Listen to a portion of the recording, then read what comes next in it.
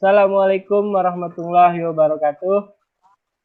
Perkenalkan, nama saya Sugeng dari kelompok 4. Saat ini kami akan mengerjakan tugas mengenai physical distancing. Adapun kelompok kami terdiri dari Pak Lukas di sini berperan sebagai kepala dinas dan Pak Debi sebagai pengusaha Lamongan yang terkena imbas dari virus corona. Baiklah, untuk mempersingkat waktu, saya perkenankan Pak Lukas untuk memberikan arahan kepada masyarakat Ketapang. Waktu dan tempat kami persilahkan Pak Lukas. Assalamualaikum warahmatullahi wabarakatuh. Kebetulan kami dari kelompok 4 akan menjelaskan masalah social distancing, efek untuk cegah penyebaran virus corona. Sekarang bagaimana caranya supaya social distancing itu efektif untuk mencegah penyebaran virus corona? Yaitu penyebaran virus corona terjadi begitu cepat di daerah berdasarkan data terbaru. Menurut WHO, hanya dalam waktu kurang lebih dari 3 bulan, virus corona yang tadi bermula di kota Wuhan, Tiongkok, sudah tersebar ke 141 negara. Sekarang, untuk memperlambat penyebarannya, para ilmuwan telah mengajarkan masyarakat melakukan social distancing. Bagaimana caranya? Inilah yang menjadi utama kita. Intinya, social distancing adalah tindakan untuk sebisa mungkin berdiam diri di rumah, menjauh dari keramaian, dan tidak berpergian apabila memang tidak diperlukan sama sekali.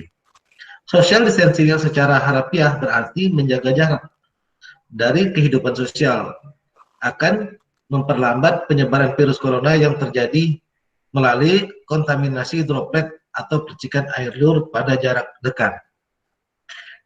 Dengan social distancing, maka risiko Anda untuk tertular dari COVID-19 dari orang lain akan berkurang. Sebaliknya, jika Anda ternyata terinfeksi tapi tidak menyadarinya, maka menjauhlah diri dari keramaian, maka akan sangat membantu mencegah penyebarannya.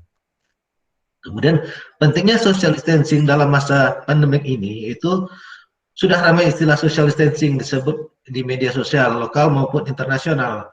Langkah ini dianggap salah satu cara paling sederhana dan cepat efektif untuk mencegah penyebaran penyakit COVID-19. Mengapa begitu? Virus COVID-19 ini menyebar melalui droplet atau cairan yang ada pada penderita untuk sampai ke kita. Jadi jika seorang yang terinfeksi virus ini kemudian tidak sengaja batuk atau bersin tanpa menutup mulutnya, maka droplet akan jatuh pada permukaan yang ada di dekatnya. Saat ada orang lain yang tidak terinfeksi memegang permukaan tersebut, lalu menyentuh mulut, hidung, atau matanya tanpa mencuci tangan terlebih dahulu, maka ia berisiko tinggi ikut tertular. Inilah yang membuat angka penularan penyakit ini naik drastis dalam waktu yang singkat ini.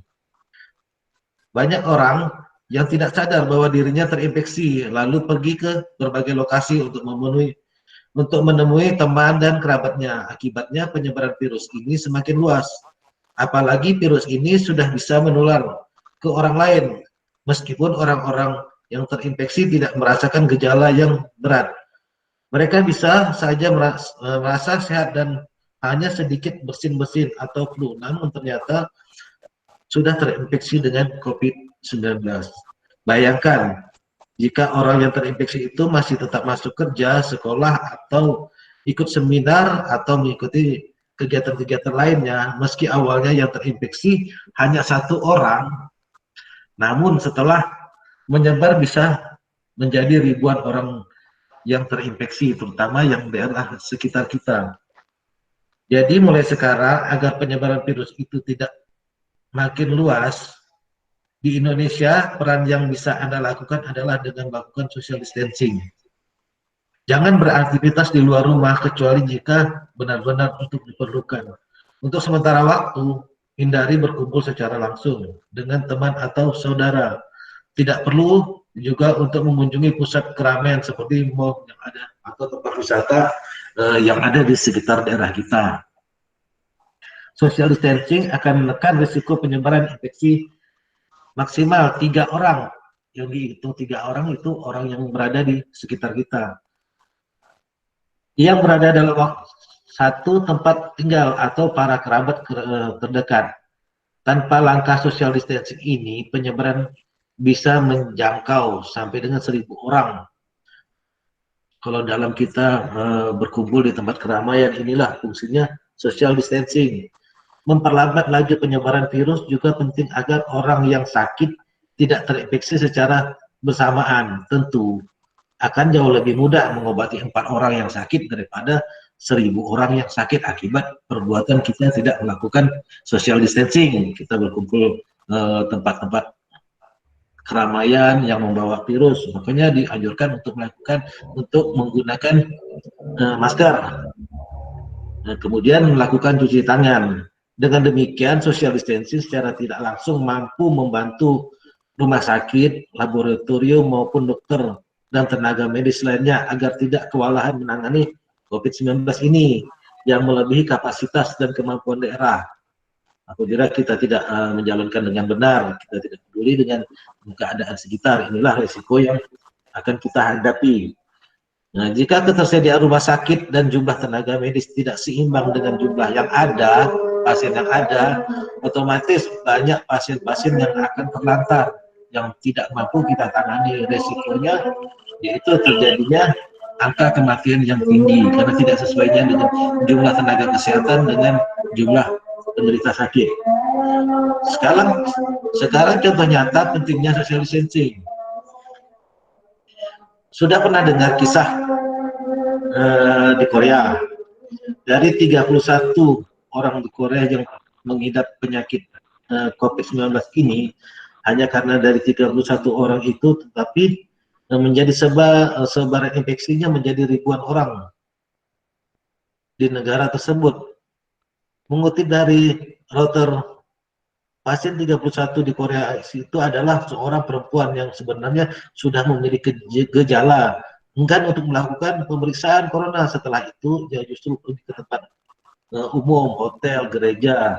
Akibatnya lebih dari 1.000 orang yang datang ke tempat yang sama dengannya terinfeksi virus.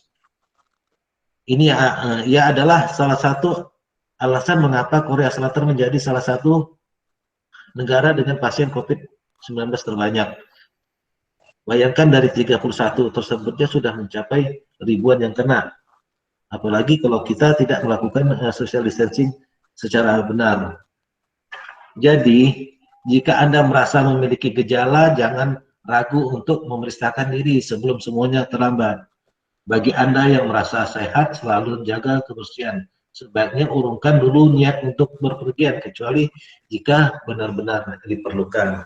Nah, itulah social distancing yang ada. Kemudian bagaimana melakukan social distancing yang benar?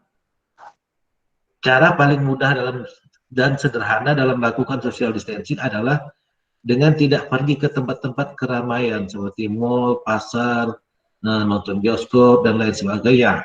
Selain itu, beberapa hal di bawah ini juga dapat dilakukan sebagai bentuk social distancing untuk memperlambat penyebaran virus corona tersebut. Apa dengan melakukan rapat melalui telekonferensi. Kemudian jika memungkinkan bekerjalah di rumah, membatalkan rencana berpergian ke acara keramaian. Kemudian untuk menjaga silaturahmi, jangan bertemu dengan orang lain, tapi gunakanlah apa yang tersedia di tempat kita.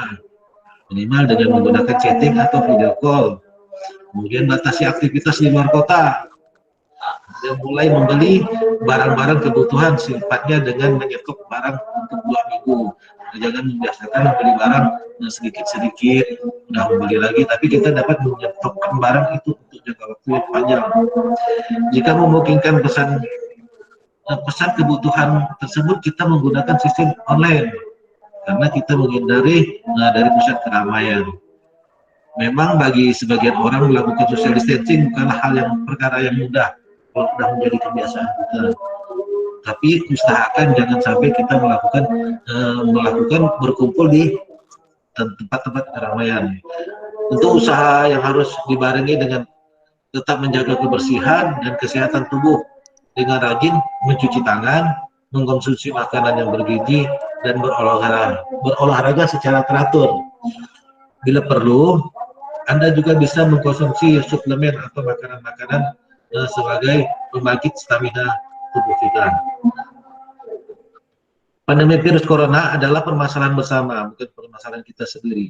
Karena itu jangan sampai menganggap remeh kondisi ini dan selalu dilakukan usaha sebaik mungkin untuk mencegah penularannya. Itulah masalah social distancing yang kami sampaikan kepada Bapak dan Ibu sekalian.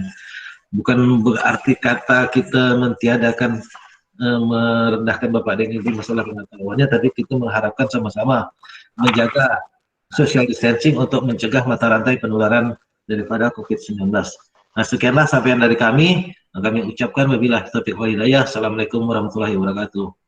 Waalaikumsalam warahmatullahi wabarakatuh.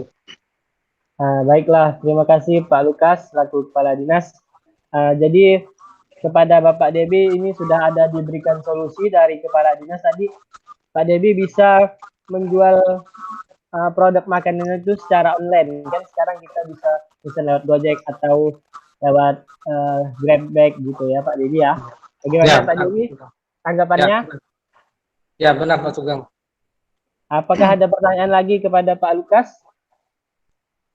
Untuk yang disampaikan Pak Lukas tadi sangat-sangat jelas dan sangat membantu kami sebagai pengusaha makanan di sini Pak Sugeng. Oke, baiklah, terima kasih Pak Debi. Ada satu poin tadi yang penting, dengan kita berdiam di rumah kita bisa menyelamatkan 1.000 orang gitu ya Pak Lukas ya? Iya, mencegah dari penularan kepada orang-orang lain, minimal kita untuk memutus mata rantai penularan daripada COVID-19 ini Pak. Oke, terima kasih Pak Lukas. Mungkin sudah jelas ya Pak Debi? Ya, sangat-sangat jelas Pak. Baiklah, sekian dari kami kelompok 4. Akhir kata kami ucapkan wabillahi taufiq wal hidayah. Wassalamualaikum warahmatullahi wabarakatuh. Jangan lupa warahmatullahi wabarakatuh. Sip, biarkan kami yang bekerja, Anda berada di rumah saja. Oke.